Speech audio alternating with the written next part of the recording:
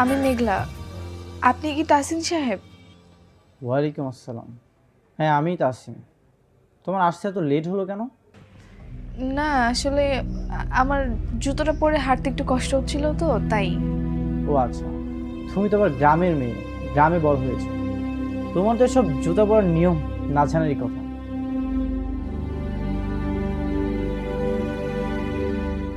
দাঁড়িয়ে আছো কেন? বসো। না আপনি তো বসতে বলেননি তাই বসিনি। আশ্চর্য, এটা একটা রেস্টুরেন্ট, এখানে বসতে বলার কি আছে? আর আমি তো তোমার বস না যে আমার পারমিশন নিয়ে তোমাকে এখানে বসতে হবে। বসো।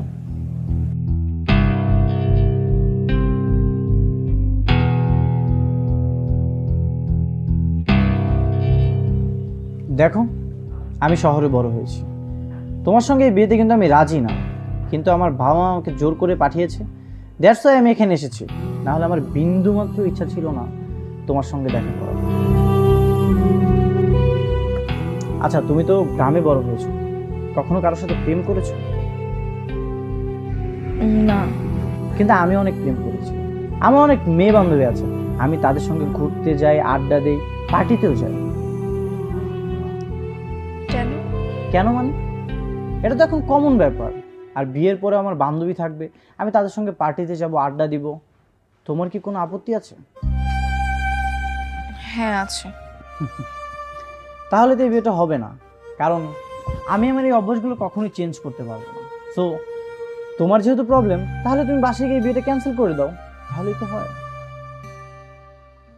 আর তুমি তো ঠিকমতো হাঁটতেও পারো না, উঁচু জুতা পরেছো কিন্তু বডি ব্যালেন্স করতে পারতেছো না। আবার নতুন ড্রেস পরেছো কিন্তু কেমন জানি উসখুস করতেছো। এগুলো কি ধরনের বিহেভিয়ার? হ্যাঁ, আস্তে আস্তে সব ঠিক করে নিব। ঠিক করে নিলে তো ভালোই। আমি আমার সব কিছু তোমাকে বললাম, এখন তুমি ডিসাইড করো কি করবে। তুমি বাসায় গিয়ে বলে দাও আমাকে তোমার পছন্দ হয়েছে কি না। ওয়েটার, 2টা কফি দাও।